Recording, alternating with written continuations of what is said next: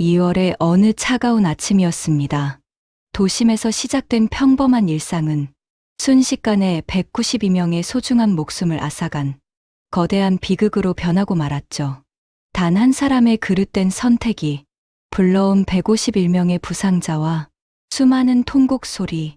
어째서 이 비참한 사건은 사회의 가장 안전해야 할 장소에서 벌어졌을까요? 본 이야기는 당시의 수사 기록과 실제 증언들을 바탕으로 철저히 사실에 입각하여 재구성되었습니다. 남겨진 가족들의 아픔을 깊이 배려하여 등장인물의 이름은 모두 가명을 사용했음을 정중히 밝힙니다.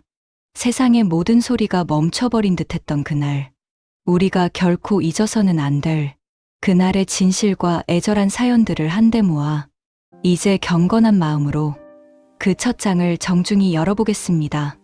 2003년 2월 18일 화요일이었습니다.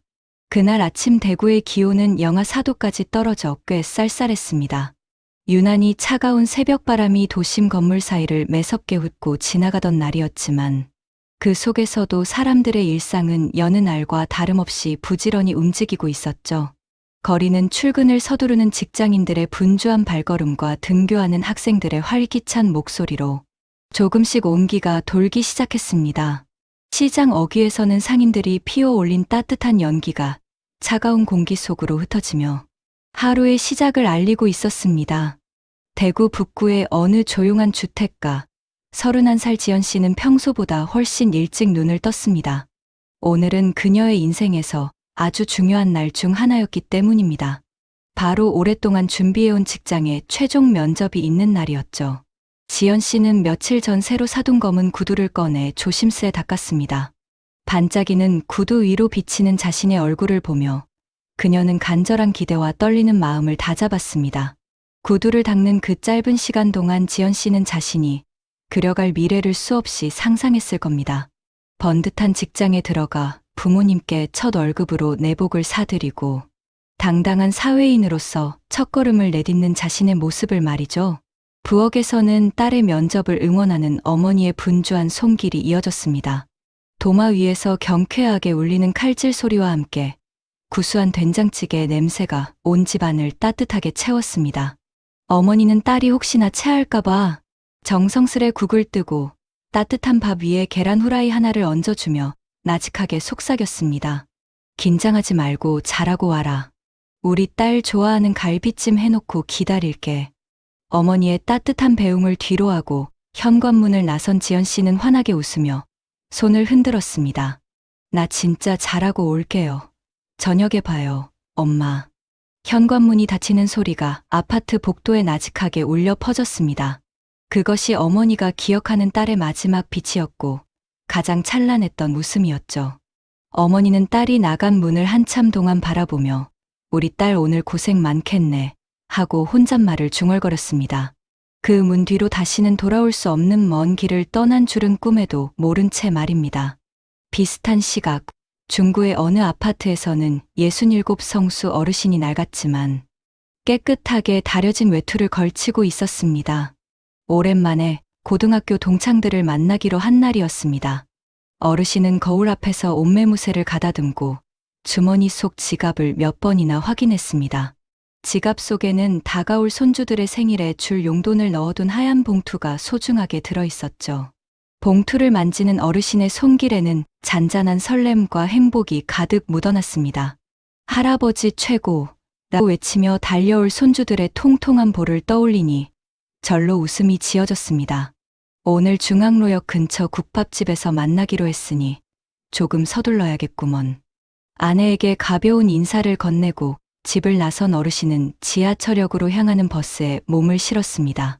창밖으로 스쳐 지나가는 대구 도심의 풍경은 늘 보던 그대로 평온하기만 했습니다. 신천을 따라 흐르는 차가운 물줄기와 역 주변의 분주한 사람들. 이 모든 풍경이 어르신에게는 그저 감사한 일상의 조각들이었습니다. 어르신은 버스 손잡이를 꼭 잡고 오늘 친구들에게 손주 자랑을 얼마나 할지 기분 좋은 고민에 빠져 있었습니다. 42살의 가장 민수 씨는 야간 근무를 마치고 이제 막 퇴근하는 길이었습니다. 밤새 공장에 거친 기계 소음 속에서 가족의 생계를 위해 땀 흘린 그의 어깨는 오늘따라 더 천근만근 무거웠죠. 하지만 그의 마음만은 가벼웠습니다. 대구역에서 1호선 지하철에 몸을 실은 그는 구석 자리에 앉아 까무러치듯 깊은 잠에 빠져들었습니다. 덜컹거리는 열차의 진동은 지친 가장에게 잠시나마 달콤한 요람이 되어 주었습니다. 민수 씨의 머릿속에는 오직 집에 도착해 아내가 차려줄 따뜻한 밥을 먹고 어린 아들의 자는 얼굴을 보며 한숨 자고 싶다는 소박한 희망뿐이었습니다. 그의 손에 들린 낡은 가방 안에는 가족을 위해 정직하게 일한 흔적이 가득 배어 있었습니다. 열차 안은 저마다의 목적지를 향해 가는 사람들로 가득 찼습니다.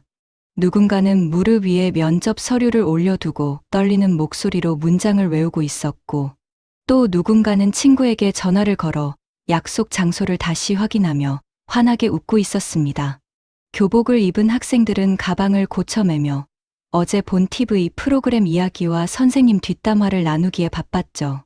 이처럼 저마다의 소중한 하루를 품은 사람들이 지하철이라는 좁은 공간 안에서 서로의 어깨를 맞대고 있었습니다. 차가운 겨울 아침, 서로의 체온이 섞인 열차 안은 묘한 안도감을 주기도 했습니다. 오전 9시 52분, 열차가 중앙로역으로 진입하기 직전까지도 그곳은 우리 이웃들의 삶과 꿈이 숨쉬는 가장 평범하고 안전한 공간이었습니다. 지하철의 낮은 구동음과 사람들의 평온한 숨소리만이 좁은 객차 안을 채우고 있었죠. 역을 알리는 익숙한 안내 방송이 들려오고 사람들은 내릴 준비를 하며 가방을 챙기거나 겉옷을 여몄습니다. 그 누구도 상상하지 못했습니다. 이 평화로운 화요일 아침이 영원히 돌아올 수 없는 시간이 되어버릴 줄은 말입니다. 우리가 당연하게 누려왔던 그 일상의 끝자락에서 9시 52분이라는 시간은 무심하게도 흐르고 있었습니다. 그들은 알지 못했습니다. 저녁 식탁 위에 놓일 갈비찜의 냄새도, 친구들과 나눌 뜨거운 국밥의 온기도, 아들의 보드라운 살결도 이제는 영영 닿을 수 없는 신기루가 될 것이라는 사실을요. 대구의 차가운 지하선로 위로 비극의 그림자가 소리 없이 드리워지고 있었습니다. 평범했기에 더 애틋했던 그들의 아침은 그렇게 중앙로역을 향해 달려가고 있었습니다. 오전 9시 30분 무렵이었습니다. 지하철 1호선 송현역 승강장 한 구석에는 짙은 색 외투를 껴입은 한 남자가 서 있었습니다. 56살의 이 남자는 주변 사람들과는 어딘지 모르게 결이 다른 분위기를 풍기고 있었죠. 그의 곁에는 무거운 짐이 든 것으로 보이는 커다란 가방과 함께 정체를 알 수 없는 하얀색 플라스틱 통 2개가 놓여 있었습니다. 출근 시간의 활기가 한풀 꺾인 승강장에서 남자는 마치 세상으로부터 고립된 섬처럼 외로운 눈빛으로 바닥만을 응시하고 있었습니다. 그는 과거 뇌졸중으로 쓰러진 뒤 신체 일부가 마비되는 고통을 겪었고, 그로 인해 일자리를 잃고 가족들과도 멀어지며 세상에 대한 깊은 원망을 품게 된 인물이었죠. 그의 비틀린 마음속에는 자신을 버린 세상에 대한 복수심과 삶에 대한 강한 비관이 독처럼 차오르고 있었습니다. 하지만 겉으로 보기에 그는 그저 등산을 가거나 약수를 뜨러가는 평범한 중년 남성과 크게 다르지 않았습니다. 승객들은 저마다의 갈 길을 서두르느라 그 남자의 존재를 의식하지 못했고, 그가 품은 가방 안에서 어떤 재앙이 싹트고 있는지는 더더욱 알 길이 없었습니다. 이윽고 대구역을 출발해 안심역으로 향하던 1079호 열차가 승강장으로 매끄럽게 들어왔습니다. 남자는 발치에 두었던 묵직한 통들을 챙겨 열차의 맨 앞 칸인 1호차에 몸을 실었습니다. 그는 문 바로 옆자리에 자리를 잡고 앉아 가져온 짐들을 소중한 보물이라도 되는 양 무릎 위에 꼭 끌어안았습니다. 열차 안은 여느 때와 다름없이 평화로운 일상의 풍경이 흐르고 있었습니다. 창밖으로 스쳐 지나가는 지하 터널의 어둠을 멍하니 바라보는 사람들, 신문을 뒤적이며 오늘의 운세를 확인하는 어르신, 그리고 친구와 귓속말을 나누며 작게 웃음을 터뜨리는 학생들까지 말이죠. 열차가 상인역과 월촌역을 지나는 동안 구석에 앉은 그 남자의 행동은 조금씩 이상해지기 시작했습니다. 그는 주머니에서 빨간색 라이터를 꺼내 만지작거렸고 칙, 칙 하며 금속이 부딪히는 소리를 반복해서 내고 있었죠. 그가 안고 있던 플라스틱 통에서는 코를 찌르는 날카롭고 자극적인 냄새가 아주 미세하게 흘러나오고 있었습니다. 옆자리에 앉아있던 승객은 그 불쾌한 냄새에 미간을 찌푸리며 남자를 힐끗 쳐다보았습니다. 하지만 남자는 그 시선을 느꼈는지 가방을 더 강하게 움켜쥐며 입술을 바르르 떨 뿐이었습니다. 열차가 성당모역을 지나 명덕역으로 향할 때 남자의 초조함은 주변 사람들조차 느낄 수 있을 만큼 극에 달했습니다. 그는 통의 뚜껑을 열었다 닫았다 하며 주변을 살폈고 그의 손가락은 라이터의 톱니바퀴를 쉼 없이 굴리고 있었죠. 주변 승객들은 그저 몸이 좀 불편한 사람인가 보다 혹은 성격이 조금 이상한 사람인가 보다라고 생각하며 대수롭지 않게 여겼습니다. 사실 그 찰나의 순간 누군가 그에게 따뜻한 말을 한마디 건넸거나 그의 행동을 제지했더라면 어땠을까 하는 아쉬움이 남는 대목입니다.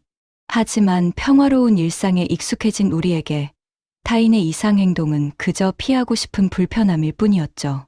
9시 50분경 열차는 명덕역을 지나 반월당역에 잠시 멈춰 섰습니다. 반월당역은 환승역이라 수많은 승객이 내리고 탔지만 남자는 꿈쩍도 하지 않고 중앙로역을 향한 죽음의 항로를 지키고 있었습니다. 열차가 다시 출발하고 터널 속으로 미끄러져 들어갔을 때 남자는 결심한 듯 자리에서 일어났습니다. 그는 품에 안고 있던 통의 뚜껑을 완전히 열어버렸고 순식간에 휘발유 냄새가 객차 안을 가득 메웠습니다. 아니 아저씨, 거기서 뭘 하는 거예요? 당장 멈춰요. 옆에 있던 승객 전용남 씨가 그의 이상 행동을 눈치채고 다급하게 소리치며 남자의 팔을 붙잡았습니다. 하지만 남자의 눈에는 이미 광기가 서려 있었고 그의 손은 이미 라이터 불꽃을 향해 움직이고 있었죠. 두 사람 사이에 짧지만 긴박한 실랑이가 벌어지는 동안 열차는 어느덧 중앙로역 승강장에 진입하기 시작했습니다. 9시 52분, 열차가 승강장에 완전히 멈춰 서기 직전이었습니다. 남자는 자신의 옷에 불이 붙는 것도 아랑곳하지 않은 채 바닥에 쏟아진 액체 위로 라이터를 던졌습니다. 화르륵 하는 거대한 소음과 함께 뻘건 불길이 순식간에 객차 천장까지 앗아 올랐습니다. 단 1초 만에 평화롭던 지하철 칸은 비명 소리와 함께 시커먼 연기로 뒤덮인 아수라장이 되고 말았습니다. 사람들은 옷에 붙은 불을 끄기 위해 바닥을 굴렀고 자욱한 연기 때문에 앞이 보이지 않아 서로 엉겨붙으며 출구로 달리기 시작했습니다. 중앙로역 승강장에 멈춰선 1079호 열차의 문이 열리자마자 승객들은 자욱한 연기 속으로 몸을 던졌습니다. 하지만 그것은 더 큰 비극의 시작에 불과했습니다. 역 안의 모든 전등이 하나둘 꺼지며 암흑이 찾아왔고 숨을 쉴 때마다 폐부를 찌르는 뜨거운 열기가 사람들을 덮쳤습니다. 범인 김 씨 역시 자신의 옷에 불이 붙은 채 비명을 지르며 승객들 틈에 섞여 역 밖으로 도망쳤죠. 자신이 지른 불이 어떤 참혹한 결과를 가져올지도 모른 채 그는 오직 자신의 생명을 구하기 위해 달렸습니다. 그런데 이 아비규환의 현장으로 아무것도 모른 채 반대편 선로에서 또 다른 열차가 다가오고 있었습니다. 수백 명의 목숨을 실은 1080호 열차였습니다. 열차의 기관사에게도 사령실에도 아직 이 끔찍한 소식은 전달되지 않은 상태였습니다. 운명은 가혹하게도 가장 평범했던 사람들을 실은 그 열차를 죽음의 화염이 가득한 중앙로역 승강장으로 밀어넣고 있었습니다. 열차 바퀴가 선로를 마찰하며 내는 경쾌한 소리는 잠시 후 들려올 통곡 소리를 예견하지 못한 채 여전히 울려 퍼지고 있었죠. 1079호 열차에서 시작된 불길이 중앙로역 지하 3층 승강장을 집어삼키는 동안 지상에서는 아무것도 모르는 시민들의 일상이 여전히 흐르고 있었습니다. 하지만 이 모든 상황을 실시간으로 지켜보고 지레어야 할 지하철의 심장부, 종합사령실은 평소와 다름없는 정적만이 가득했습니다. 사령실 벽면을 가득 채운 수십 개의 모니터는 각 역의 승강장과 대합실 모습을 쉼없이 비추고 있었죠. 그 모니터들은 지하철의 안전을 책임지는 보이지 않는 눈이자 위급 상황에서 수백 명의 목숨을 구할 수 있는 유일한 창구였습니다. 오전 9시 52분, 중앙로역을 비추던 CCTV 화면에는 이미 시커먼 연기가 렌즈를 뒤덮기 시작했습니다. 화면 속 승객들은 코를 막은 채 혼비백산하여 달아나고 있었고 1079 열차 주변은 벌건불길로 가득 차오르고 있었죠. 누구라도 그 화면을 단 몇 초만 주의 깊게 살폈더라면 대구 지하 깊은 곳에서 거대한 재앙이 시작되었음을 즉각 알 수 있었을 것입니다. 하지만 비극적이게도 그 순간 사령실의 눈은 감겨 있는 것과 다름없었습니다. 사령실 직원들은 수많은 화면 중 하필 중앙로역의 CCTV를 주시하지 못했고 화재가 발생하고 무려 3분이 지날 때까지도 그곳에서 어떤 일이 벌어지는지 전혀 인지하지 못했습니다. 그 금쪽 같은 3분은 수백 명의 생사를 가를 수 있는 골든타임이었지만 사령실은 그저 평온한 분위기 속에서 다른 열차들의 운행 상태만을 체크하고 있었던 것입니다. 결국 사령실이 이 끔찍한 사고 사실을 처음 접하게 된 것은 첨단 시스템이 아니라 영무원의 다급한 비명이 섞인 유선 전화였습니다. 오전 9시 55분, 수화기 너머로 중앙로역 영무원의 다급한 목소리가 울려 퍼졌습니다. 중앙로역입니다. 화재입니다. 지금 연기가 가득 차서 앞이 전혀 안 보입니다.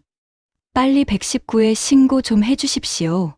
그제야 사령실은 큰 혼란에 빠졌고 직원들은 당황하며 중앙로역의 CCTV 화면을 찾기 시작했습니다.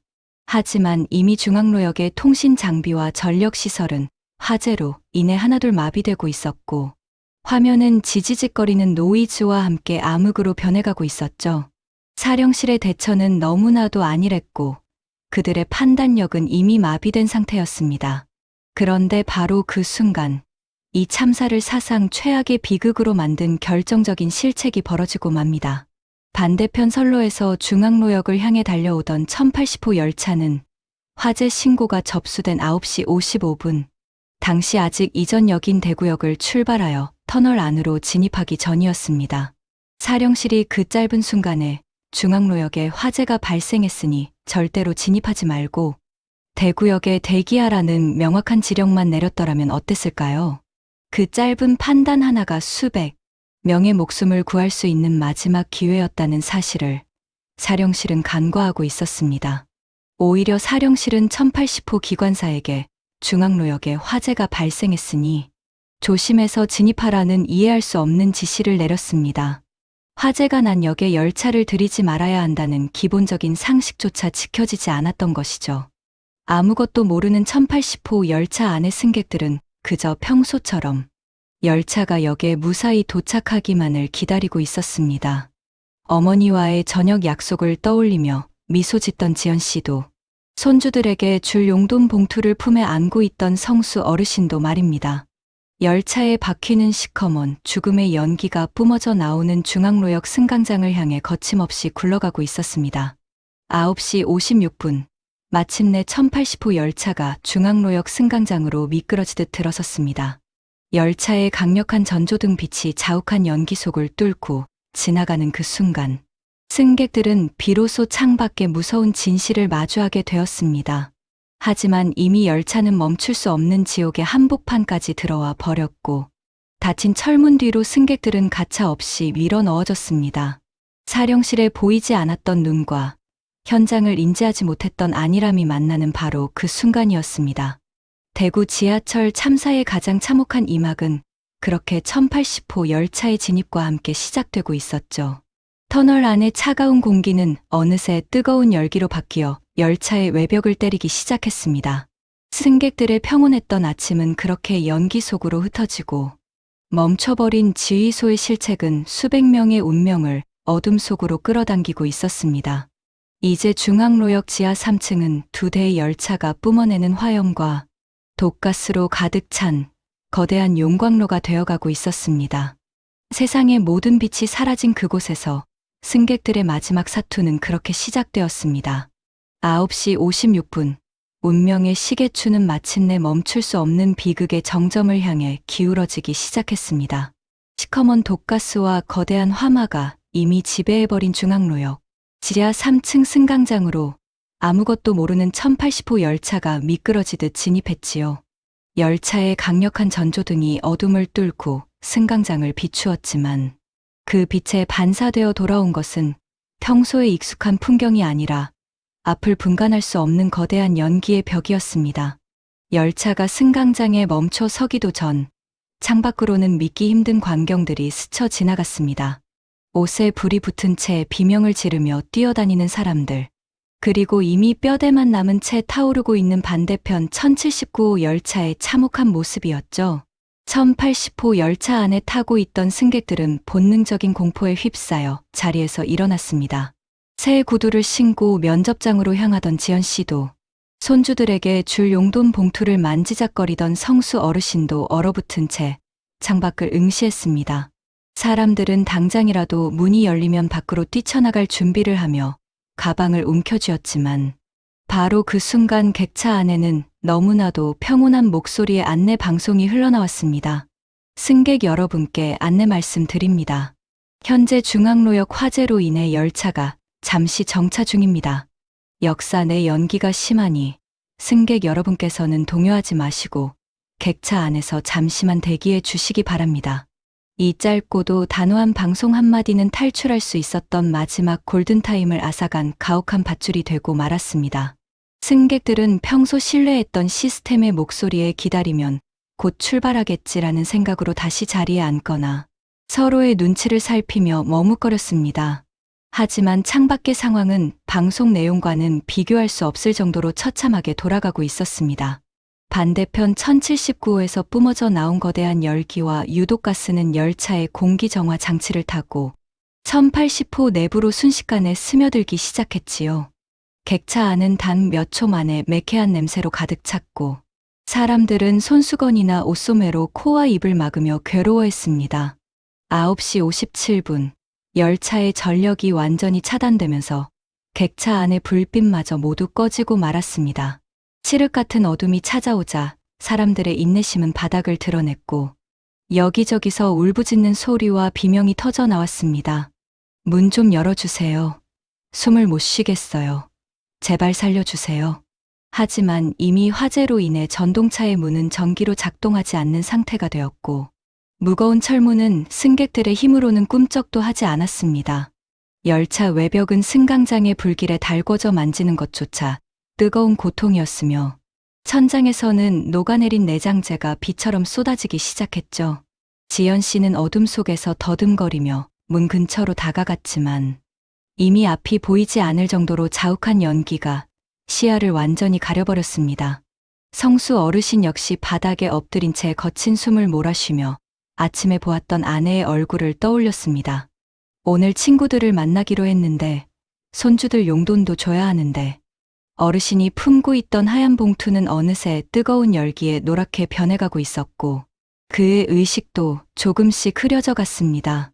사령실과 기관사가 우왕좌왕하며 결단을 내리지 못한 그 5분이라는 시간 동안 1080호 열차는 수백 명의 목숨을 가둔 거대한 금속관으로 변해버렸습니다. 우리가 그토록 믿었던 가만히 있으라는 지시는 그날 가장 잔인한 명령이 되어 평범한 이웃들의 발목을 잡았습니다. 연기는 점점 더 짙어져 이제는 숨 한 번 들이마시는 것조차 칼날을 삼키는 듯한 고통으로 다가왔지요. 사람들은 서로의 몸을 의지하며 마지막 희망의 끈을 놓지 않으려 했지만 불길은 무정하게도 열차의 바닥을 타고 거세게 번져오고 있었습니다. 지하 3층의 깊은 터널 속에서 수백 명의 꿈과 소망이 담긴 열차는 그렇게 연기 속으로 사라져가고 있었습니다. 이제 그들에게 남은 것은 절망적인 사투와 가족을 향한 마지막 기도뿐이었습니다. 우리가 당연하게 여겼던 안전이라는 이름의 방패가 속절없이 무너져 내린 그 순간 1080호의 승객들은 가장 외로운 싸움을 시작하고 있었습니다. 과연 그들이 그토록 기다렸던 문이 열리는 소리는 언제쯤 들려오게 될까요? 아니면 이 차가운 어둠이 그들의 마지막 기억이 되고 마는 것일까요? 지옥보다 더한 열기 속에서 1080호 열차는 대구의 가장 깊은 곳을 통곡의 바다로 만들며 타오르고 있었습니다. 오전 9시 57분, 1080호 전동차의 마지막 숨통이 끊어지듯 모든 전력이 차단되었습니다. 이제 객차 안은 한치 앞도 볼 수 없는 암흑의 심연에 잠기고 말았죠. 비상등마저 꺼져버린 좁은 공간에서 승객들이 마주한 것은 죽음보다 더 깊고 무거운 공포였습니다. 창밖 승강장에서 들이치는 불길은 이제 열차의 유리창을 깨뜨리듯이 맹렬하게 몰아쳤고, 녹아내린 고무와 플라스틱이 타는 지독한 냄새가 폐부 깊숙이 파고들었습니다. 문 좀 열어주세요. 제발 문 좀 열어달라고요. 사람들은 어둠 속에서 보이지 않는 문을 두드리며 처절하게 울부짖었습니다. 하지만 전기가 끊겨버린 전동차의 문은 거대한 바위처럼 꿈쩍도 하지 않았습니다. 자동으로 열려야 할 문들이 침묵에 잠기자 승객들은 손톱이 빠지고 지문이 닳아 없어질 정도로 문틈을 후벼 팠지만 무거운 철문은 야속하게도 굳게 닫혀 있었습니다. 면접을 위해 새벽부터 정성스럽게 닦았던 지연 씨의 새 구두는 이미 그을음으로 덮여버렸습니다.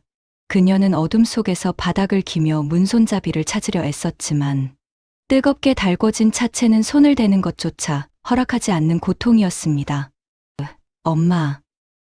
엄마, 나 좀 살려줘요. 지연 씨는 희미해져가는 정신을 붙잡으며 아침에 보았던 어머니의 뒷모습을 떠올렸습니다. 저녁에 돌아오면 갈비찜을 해주겠다던 그 소박하고 따뜻한 약속이 이 차가운 지하 무덤 속에서 신기루처럼 멀어져 가고 있었죠. 성수 어르신 역시 자욱한 연기 속에서 신음하며 객차 바닥에 바짝 몸을 낮췄습니다. 연기는 위에서부터 차오르기 때문에 바닥에 남은 한 뼘의 공기가 어르신에게는 마지막 남은 생명줄과도 같았기 때문입니다. 어르신은 품 안에 든 손주들의 용돈, 봉투를 가슴에 꼭 품은 채 어둠 속 어디에선가 들려올 구조의 소리를 간절히 기다렸습니다. 하지만 그들에게 들려오는 것은 고통스러운 기침 소리와 절망적인 비명, 그리고 열차를 집어삼키는 화마의 포효뿐이었습니다. 사실 전동차 의자 아래에는 문을 수동으로 열 수 있는 비상 코크라는 장치가 숨겨져 있었습니다. 손바닥만 한 그 작은 레버 하나만 돌렸어도 무거운 철문은 허무할 정도로 쉽게 열렸을 것입니다. 하지만 그 사실을 아는 승객은 거의 없었으며 어둠과 연기로 가득 찬 극한의 상황에서 그 장치를 찾아내기란 불가능에 가까웠습니다. 대피 안내가 조금만 더 정확했더라면, 혹은 평소에 비상용 문을 여는 법을 한 번이라도 교육받았더라면 어땠을까요? 우리가 일상에서 무심히 지나쳤던 그 작은 장치가 누군가에게는 생명과 직결되는 유일한 구원의 열쇠였다는 사실이 너무나 가슴 아픈 현실로 다가왔습니다. 연기는 점점 더 짙어져 이제는 바로 옆에 있는 사람의 형체조차 구분할 수 없는 암흑이 되었습니다. 사람들은 뜨거운 공기를 마실 때마다 목구멍과 폐가 타들어가는 극심한 통증에 몸부림치며 하나둘 바닥으로 쓰러져 갔습니다. 지연 씨는 마지막 남은 힘을 다해 가방 속에서 휴대폰을 꺼냈습니다. 액정 화면의 희미한 빛이 그녀의 눈물 젖은 얼굴을 잠시 비추었지만 야속하게도 지하 깊은 곳까지 신호는 닿지 않았습니다. 그녀는 전송되지 않을 것을 알면서도 떨리는 손가락으로 메시지를 한차 한차 눌러 담았습니다. 엄마, 미안해. 그리고 사랑해. 다음 세상에서도 꼭 엄마 딸로 태어날게. 닫혀버린 문 안에서 그들이 느꼈을 고독과 절망을 우리는 감히 짐작조차 할 수 없을 것입니다. 철저히 고립된 채 죽음의 그림자와 홀로 맞서 싸우던 그 억겁 같은 시간 동안 1080호 열차는 수백 명의 소중한 생명을 가둔 채 차갑게 식어가는 거대한 감옥이 되어버렸습니다. 그 지옥 같은 어둠 속에서도 끝까지 서로의 손을 놓지 않았던 사람들의 마지막 온기는 자욱한 연기 속으로 흩어지고 있었죠. 이제 승객들에게 남은 것은 기적 같은 구조의 손길뿐이었지만 시간은 무심하게도 비극의 정점을 향해 흐르고 있었습니다. 과연 이 굳게 닫힌 문이 열리고 그들이 그토록 그리워하던 지상의 빛이 들어오는 순간이 오기는 할까요? 살고 싶다는 처절한 갈망이 담긴 손자국만이 객차의 창문을 가득 채우고 있었습니다. 숨소리는 점차 가늘어지고 1080호 열차는 대구 지하의 차가운 정적 속으로 그렇게 침잠해가고 있었습니다. 세상은 아직 이들이 겪고 있는 처절한 사투를 온전히 알지 못했고 구원의 시간은 너무나도 느리게 다가오고 있었죠. 비극은 그렇게 닫힌 문 뒤에서 소리 없이 완성되어 가고 있었습니다. 1080호 전동차가 화염과 연기에 휩싸여 고립된 그 시각, 열차의 맨 앞쪽 좁은 운전실에서는 한 사람의 고뇌와 공포가 뒤섞인 사투가 벌어지고 있었습니다. 기관사 최 씨는 자욱하게 차오르는 시커먼 연기 속에서 사령실과 다급하게 교신을 주고받으며 어떻게든 열차를 움직여 이 지옥 같은 승강장을 벗어나려 필사적으로 노력했지요. 운전석 앞 계기판에는 붉은 경고등이 요란하게 깜빡이고 있었고 무전기 너머로는 당황한 사령실 직원들의 목소리가 지지직거리는 잡음과 함께 들려왔습니다. 하지만 이미 선로의 전력은 완전히 끊겨버린 상태였고 수백 명의 목숨을 실은 200톤의 전동차는 거대한 쇳덩이가 되어 미동도 하지 않았습니다.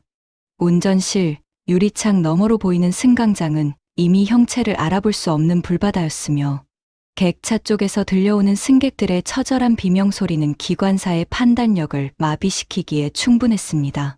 사령실에서는 단전되어 열차가 못 나간다는 보고를 받고도 여전히 승객들에게 안내 방송을 하고 대기하라는 원론적인 지시만을 되풀이하고 있었죠. 유독가스가 운전실 틈새를 타고 들어와 기관사의 목을 조여오자 그는 더 이상 이곳에 머물 수 없다는 극심한 생존 본능과 공포에 휩싸였습니다. 오전 10시 2분경 마침내 기관사는 운전대를 뒤로하고 홀로 탈출할 결심을 내리게 됩니다. 그런데 바로 이 순간 이 참사를 영원히 씻을 수 없는 민족의 비극으로 만든 믿기 힘든 행동 하나가 벌어지고 맙니다. 기관사가 운전실 문을 열고 나가면서 전동차의 모든 전원과 출입문을 제어하는 핵심 장치인 마스터키를 뽑아서 자신의 주머니에 넣고 내린 것입니다. 지하철 전동차에서 마스터키를 뽑아낸다는 것은 그 열차의 모든 기계적 숨통을 완전히 끊어버리는 행위와도 같습니다. 마스터키가 뽑히는 순간 1080호의 모든 객차 출입문은 설령 나중에 전기가 다시 공급된다 하더라도 외부나 사령실에서 절대로 열 수 없는 폐쇄 상태가 되어버리기 때문입니다. 기관사는 훗날 조사 과정에서 승객들이 선로로 갑자기 내려오면 더 위험할까봐 문을 닫고 내렸다고 변명했습니다. 하지만 그 짧고 무책임한 선택은 결과적으로 수백 명의 이웃을 거대한 강철, 관 속에 가두고 불길 속으로 밀어넣은 잔인한 형틀이 되었습니다. 기관사가 어두운 터널을 지나 지상의 빛을 향해 홀로 탈출하는 동안 운전실의 마스터키 구멍은 차갑고 공허하게 비어 있었습니다. 그 구멍이 비어 있는 만큼 객차 안에서 뜨거운 철문을 두드리며 구원을 요청하던 승객들의 희망도 소리 없이 사그라져 갔습니다. 문 좀 열어주세요. 여기 사람이 있어요. 제발 살려주세요. 지련 씨와 성수 어르신, 그리고 민수 씨가 갇혀있던 그 객차의 문들은 마스터키가 뽑힌 그 순간부터 세상에서 가장 견고하고 잔인한 감옥의 벽이 되었습니다. 어둠 속에서 비상코크의 존재를 알지 못했던 승객들은 자신들을 책임져야 할 기관사가 마스터키를 품에 안고 자신들을 버렸다는 사실조차 모른 채 문이 열리기만을 기다렸죠. 한 명의 공직자로서 그리고 수백 명의 고귀한 생명을 책임진 기관사로서의 사명감은 그 뜨거운 열기 속에 허망하게 녹아내린 듯 보였습니다. 만약 그가 마스터키를 꽂아둔 채 문을 활짝 열어두고 승객들의 탈출을 단 한 번이라도 도왔더라면 어땠을까요? 아니면 최소한 문을 수동으로 열 수 있는 장치가 좌석 아래에 있다는 사실을 방송으로 한 번만 더 절박하게 알려주었더라면 어땠을까요? 그의 짧은 선택 하나가 대구 지하 깊은 곳을 비명과 통곡의 현장으로 만들었다는 사실은 지금 생각해도 가슴이 미어지는 참담한 역사의 한 페이지입니다. 텅 빈 운전실 뒤편에서 사람들은 서로의 몸을 의지한 채 마지막 남은 산소를 나누며 의식을 잃어가고 있었습니다. 기관사가 떠난 자리에는 그가 사용하던 낡은 장갑과 모자만이 덩그러니 남겨져 그날의 무책임함과 비겁함을 묵묵히 증언하고 있었죠. 사람들의 생명보다 자신의 안위가 앞섰던 그 찰나의 순간 1080호 열차는 영원히 돌아올 수 없는 죽음의 길로 들어서고 말았습니다. 닫힌 문 안에서 승객들은 서서히 차오르는 연기에 질식해갔고 화만은 이제 그들의 마지막 자존심마저 위협하며 다가오고 있었습니다. 세상은 이 무책임한 탈출 소식을 접하며 분노했고 남겨진 이들의 사연은 우리 사회의 안전 시스템이 얼마나 허술했는지를 낱낱이 보여주었습니다. 비극은 그렇게 시스템의 부재와 인간의 이기심이 결합하여 가장 잔인한 형태로 완성되고 있었습니다. 우리는 이 뽑혀버린 마스터키를 영원히 잊지 말아야 합니다. 그것은 단순히 열차의 열쇠가 아니라 우리가 서로에게 가져야 할 책임감과 신뢰의 열쇠였기 때문입니다. 지하 3층의 깊은 정적 속에서 주인을 잃은 열차는 그렇게 수백 명의 영혼과 함께 검은 재가 되어가고 있었습니다. 칠흑 같은 어둠과 매캐한 유독가스가 가득 찬 1080호 전동차 안에서 이제 사람들은 직감하고 있었습니다. 더 이상 이곳을 나갈 수 없으리라는 서글프고도 명확한 죽음의 예감을 말입니다. 아수라장 같던 비명소리는 점차 잦아들고 대신 그 자리를 채운 것은 여기저기서 울리는 가느다란 휴대폰 신호음과 흐느낌이었습니다. 죽음의 그림자가 발끝을 넘어 목전까지 차오른 순간 사람들이 마지막으로 붙잡은 것은 차가운 기계 너머에 있을 사랑하는 이들의 목소리였습니다. 그것은 이 세상과 연결된 마지막 생명줄이자 어둠 속에서 타오르는 단 하나의 촛불과도 같았죠.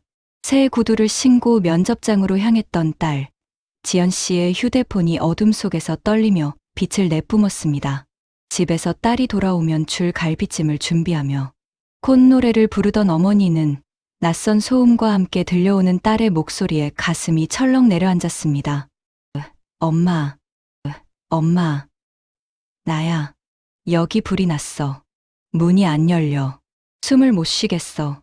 수화기 너머로 들려오는 딸의 거친 숨소리와 주변 사람들의 처절한 통곡 소리에 어머니는 정신없이 소리를 질렀습니다. 지연아, 정신 차려.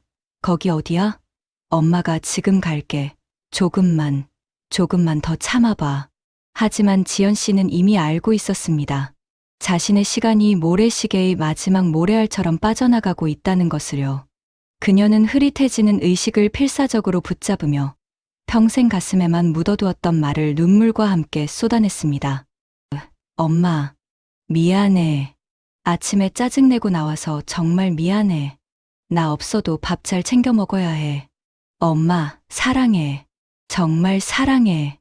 그 말을 끝으로 통화는 지지직거리는 잡음과 함께 끊겼고 다시는 연결되지 않았습니다. 어머니는 끊긴 휴대폰을 붙잡고 차가운 방바닥에 주저앉아 딸의 이름을 목 놓아 불렀지만 돌아오는 것은 정적뿐이었습니다.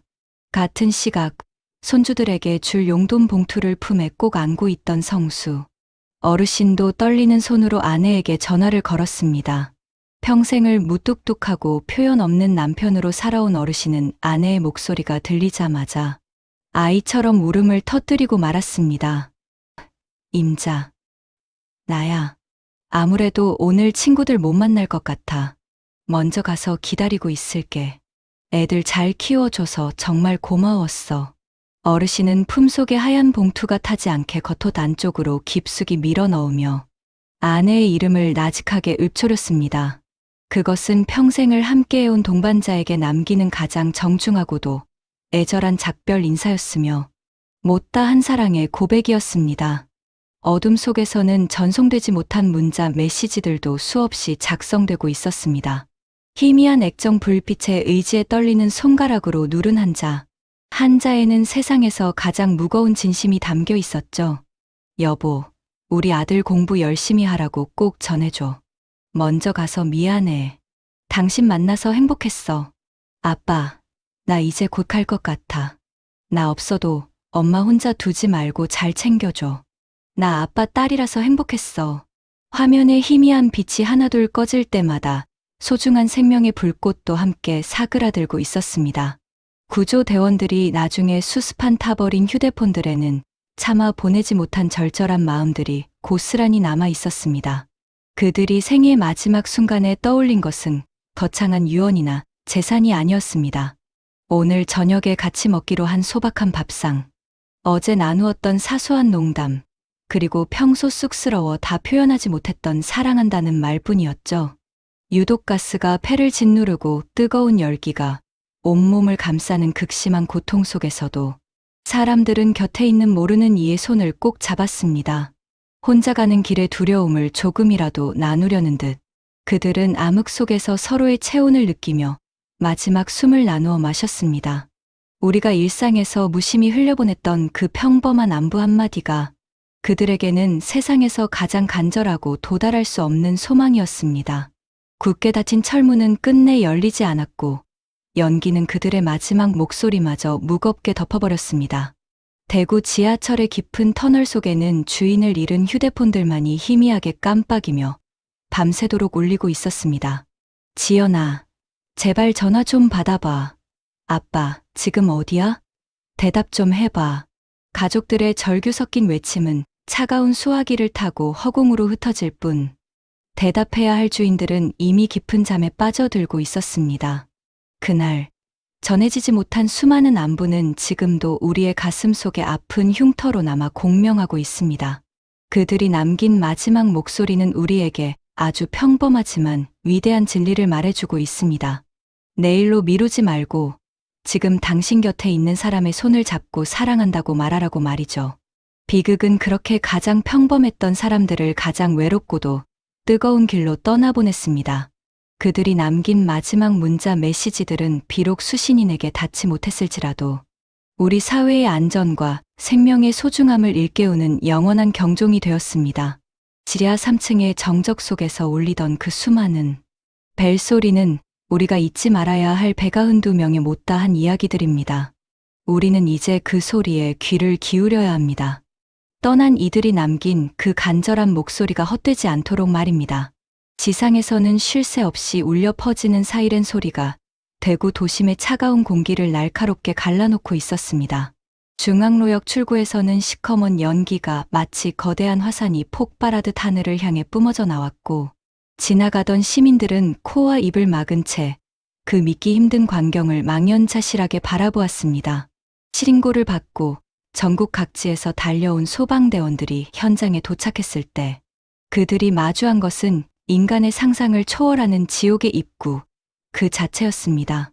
당시 현장에 가장 먼저 진입했던 구조대원들의 증언에 따르면 지하 계단을 한 층씩 내려갈 때마다 느껴지는 공포는 뼈를 깎는 듯한 무게로 다가왔다고 합니다.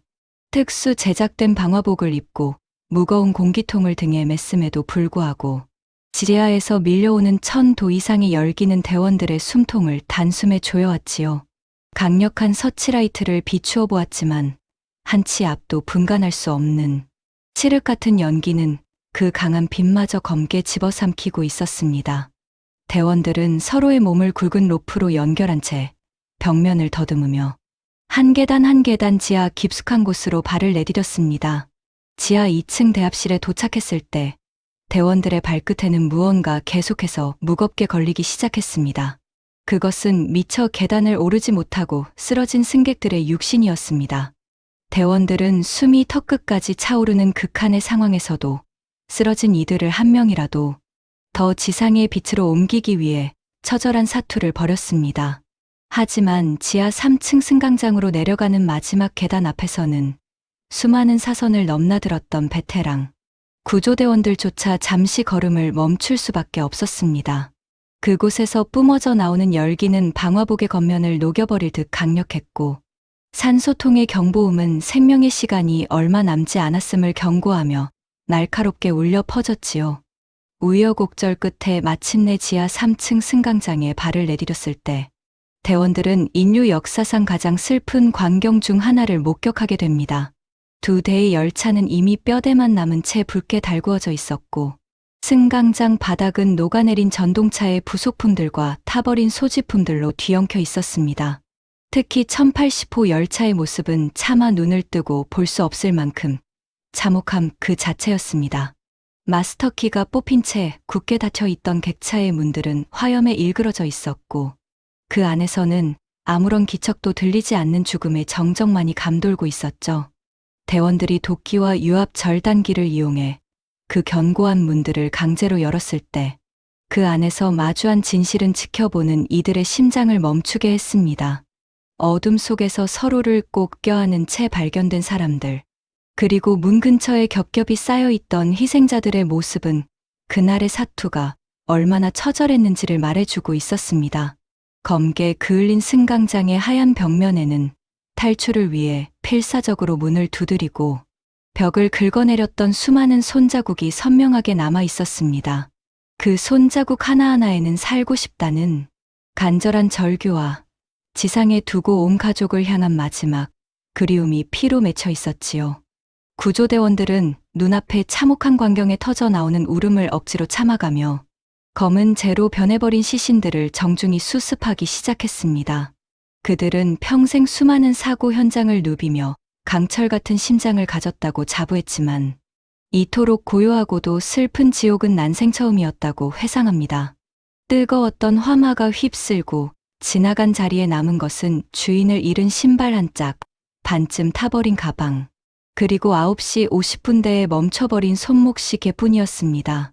어떤 대원은 자식을 품에 꼭 끌어안은 채 발견된 어느 어머니의 시신 앞에서 한참 동안 고개를 들지 못한 채 어깨를 떨었습니다. 그 어머니는 마지막 숨이 끊어지는 순간까지도 아이가 연기를 마시지 않게 하려고 자신의 겉옷으로 아이의 얼굴을 감싸고 있었죠. 중앙로역의 차가운 바닥 위에서 대원들은 구조하지 못한 미안함과 인간으로서의 무력감에 깊은 자괴감을 느껴야만 했습니다. 무려 3시간 가까이 이어진 필사의 진화 작업 끝에 불길은 겨우 잡혔지만 그들이 되살릴 수 있는 생명의 불꽃은 더 이상 남아있지 않았습니다. 역사는 무겁고 고요해졌으며 지상으로 간신히 올라오는 대원들의 방화복, 위로는 검은 재가 마치 슬픈 눈처럼 소복이 쌓여 있었습니다. 현장을 빠져나오는 대원들의 뒷모습, 위로 대구 도심의 차가운 바람이 스쳐 지나갔지만 그들의 가슴 속에 맺힌 응어리는 평생 지워지지 않을 상처가 되었습니다. 지하의 깊은 어둠 속에 남겨진 그 수많은 못다한 사연들을 뒤로하고 중앙로역은 대한민국 역사상 가장 가슴 아픈 장소로 기록되기에 이르렀습니다.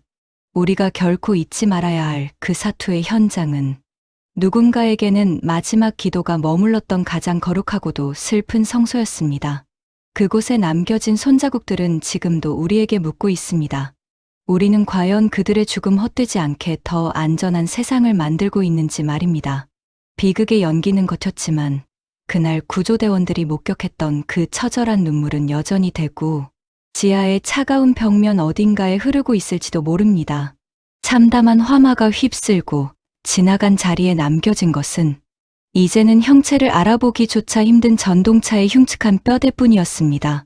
사고 직후 많은 전문가는 물론 일반 시민들까지도 도저히 이해할 수 없는 커다란 의문을 품게 되었습니다. 고작 2리터들이 약수통에 담겨 있던 휘발유 한 통이 어떻게 서로 다른 방향에서 달려온 2대의 열차, 총 11량의 객차를 순식간에 집어삼키고 수백 명의 목숨을 앗아가는 괴물이 될 수 있었는지 말입니다. 그 잔혹한 의문의 답은 우리가 매일같이 몸을 실었던 지하철 객차 내부, 그 화려함 속에 감춰진 치명적인 진실에 숨어 있었습니다. 사고 조사가 진행되면서 드러난 전동차의 내부는 사실상 움직이는 시한폭탄이나 다를 바가 없었지요. 당시 우리나라 지하철 전동차의 시트와 바닥재, 그리고 벽면 내장재는 불에 타기 너무나 쉬운 폴리우레탄 폼과 염화 비닐 같은 가연성 소재들로 가득 차 있었습니다. 이 소재들은 불이 붙는 순간 거대한 불꽃을 일으킬 뿐만 아니라 사람의 중추신경을 단 몇 초 만에 마비시키는 치명적인 맹독성 가스를 뿜어냅니다. 열차 안을 가득 채웠던 그 시커먼 연기는 단순히 눈을 가리는 먼지가 아니라 승객들의 폐부와 의식을 가차없이 무너뜨린 소리 없는 살인마였던 셈입니다. 그런데 더욱 충격적이고도 분노를 자아내는 사실은 전동차를 제작한 업체가 국내용과 해외, 수출용 전동차를 전혀 다른 잣대로 만들었다는 점이었습니다. 당시 대구 지하철에 납품되었던 국내용 전동차 한 량의 가격은 약 6억 원 선이었습니다. 하지만 같은 시기 동일한 업체가 해외로 수출하던 전동차 한 량의 가격은 무려 16억 원에 달하고 있었죠. 이 10억 원이라는 엄청난 가격 차이의 핵심은 바로 인간의 생명을 지키는 안전에 있었습니다. 해외로 나가는 열차들은 까다로운 국제 기준에 맞춰 불이 붙어도 타지 않는 최고급 불연제 소재를 아낌없이 사용했습니다. 반면 우리가 매일 타던 국내용 열차는 오로지 비용 절감과 효율만을 따지며 화재에 취약한 저렴한 소재들을 사용했던 것입니다. 당시 우리나라에는 지하철 화재 시 발생하는 유독가스의 치명성에 대한 안전 기준이 단 한 줄도 존재하지 않았습니다. 법규에 어긋나지 않으니 문제없다는 기업의 안일한 변명과 예산이 부족하다는 정부의 무관심이 결합하여 16억 원짜리 안전을 6억 원짜리 비극으로 바꿔놓은 것이죠. 우리가 그토록 자랑스러워했던 눈부신 경제, 성장의 이면에는 이처럼 사람의 생명보다 돈의 논리를 우선시하는 부끄러운 민낯이 숨겨져 있었습니다. 만약 그때 우리 전동차가 10억 원을 더 들여 수출용처럼 불연제 소재로 만들어졌더라면 어땠을까요?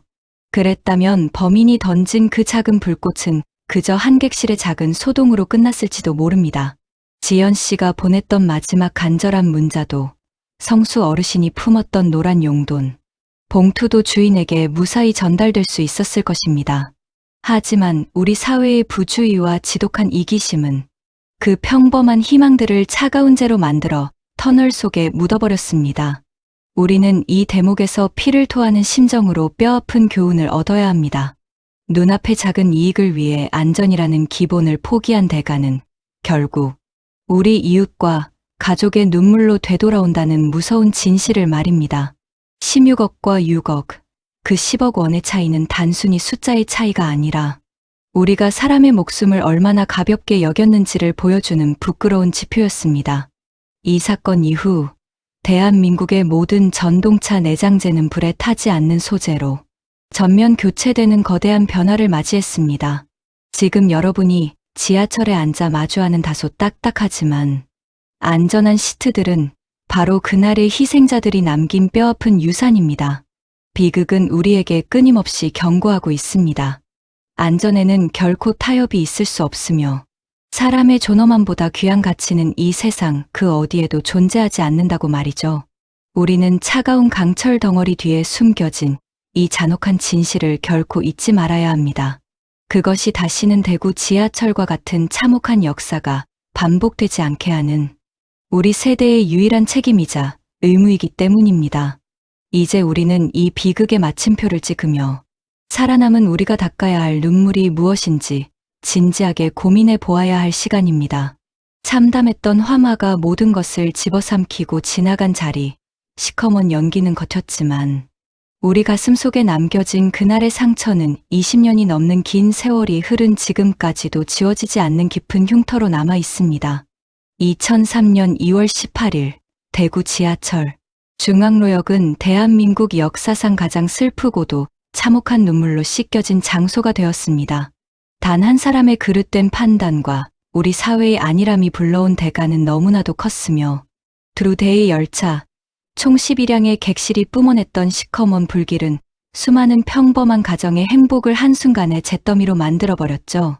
하지만 우리가 이 비극을 통해 마주해야 할 가장 아픈 진실은 그날의 참사가 단순한 사고가 아니라 우리가 생명보다 성공을, 사람보다 돈을 먼저 생각했기에 벌어진 인재였다는 사실입니다. 16억 원과 6억 원 사이에 그 벌어진 틈새를 메운 것은 다름 아닌 우리 이웃들의 고귀한 생명이었습니다. 사고 이후 대한민국은 이 처절한 희생 앞에서 피를 토하는 심정으로 반성하며 안전의 기틀을 다시 세우기 시작했습니다. 이제 전국의 모든 지하철 전동차 시트와 벽면은 불이 붙어도 타지 않는 소재로 전면 교체되었고 어둠 속에서도 길을 찾아낼 수 있는 형광 유도선이 생명의 길을 안내하고 있습니다. 지금 우리가 지하철에 올라 마주하는 다소 딱딱하고 차가운 시트의 질감은 사실 192명의 희생자가 우리에게 남겨준 가장 슬프고도 고귀한 유산입니다. 우리가 무심코 앉아 목적지로 향하는 그 짧은 시간 동안 우리는 그분들이 그토록 지키고 싶어 했던 평범한 일상의 무게를 온몸으로 느끼고 있는 셈이죠. 하지만 시스템의 변화보다 우리가 더 오래도록 그리고 더 깊이 기억해야 할 것은 그날 그곳에서 우리 곁을 떠난 배가 흔두 분의 소중한 이름들입니다. 새 구두를 신고 설레는 마음으로 첫 면접장으로 향했던 지연 씨를 기억해 주십시오. 어머니가 차려주신 아침상을 뒤로하고 나 다녀올게라고 던졌던 그 평범한 한마디가 마지막 유언이 될 줄은 그 누구도 상상하지 못했습니다. 어머니는 지금도 딸이 돌아오면 주려던 식어버린 갈비찜을 가슴에 묻은 채 비 오는 날이면 딸의 젖은 신발이 현관에 놓여 있을 것만 같아 문 밖을 서성입니다. 또한 손주들에게 줄 용돈 봉투를 품에 꼭 안고 차가운 바닥에서 마지막 숨을 몰아쉬던 성수 어르신을 잊지 말아 주십시오. 어르신이 남긴 그 그을린 봉투 속에는 단순히만 원짜리 지폐 몇 장이 아니라 평생을 자식과 손주를 위해 헌신해온 한 노인의 숭고한 사랑이 담겨 있었습니다. 그 봉투를 차마 쓰지 못하고 유품으로 간직하고 있는 유가족들의 가슴 속에는 지금도 채워지지 않는 그리움이 강물처럼 흐르고 있습니다. 그분들은 누군가의 눈에 넣어도 아프지 않을 자식이었고 든든한 버팀목이었던 부모였으며 세상 무엇과도 바꿀 수 없는 사랑하는 연인이었습니다. 그분들이 차가운 철문 뒤에서 마지막 숨을 나누며 휴대폰 너머로 남긴 말들은 우리 사회에 사람이 먼저라는 가장 당연하고도 위대한 가르침을 남겼습니다. 엄마, 사랑해. 여보, 애들 잘 키워줘. 미안해, 먼저 가서. 그 짧은 문장들은 단순히 마지막 인사가 아니었습니다. 그것은 우리가 살아가는 이유이자 우리가 끝까지 지켜내야 할 소중한 가치에 대한 절규였습니다. 우리가 이분들에게 진 빚을 갚는 유일한 방법은 다시는 이 땅에 이런 슬픔이 반복되지 않도록 늘 깨어있는 것입니다. 대구 시민안전 테마파크에 세워진 추모비 앞에는 지금도 이름 모를 시민들이 놓고 간하얀 국화꽃과 빛바랜 편지들이 놓여 있습니다. 비극을 기억하는 일은 심장을 도려내는 듯 아프지만 그 아픔을 직시하고 잊지 않을 때 비로소 우리는 진정으로 안전한 내일을 이야기할 수 있습니다. 추모는 단순히 과거를 슬퍼하는 것에 그치지 않습니다. 그것은 떠나간 이들의 목까지 우리가 더 가치 있게 살아가겠다는 약속이며 우리 아이들에게는 절대로 이런 세상을 물려주지 않겠다는 다짐이어야 합니다. 여기서 오늘 기록의 여정을 마무리하려 합니다. 오늘 이 이야기를 들으신 시니어 여러분, 여러분의 가슴 속에는 어떤 목소리가 들리시나요? 우리가 오늘 무심히 누리는 이 평화로운 하루가 사실은 그날의 희생자들이 그토록 간절히 바랐던 내일이었음을 우리는 잊지 말아야 합니다. 혹시 지금 곁에 사랑하는 가족이 계신다면, 혹은 멀리 떨어져 있는 자녀들의 얼굴이 떠오르신다면, 지금 바로 따뜻한 목소리를 들려주십시오. 밥은 잘 먹었니? 날이 추운데 감기 조심해라.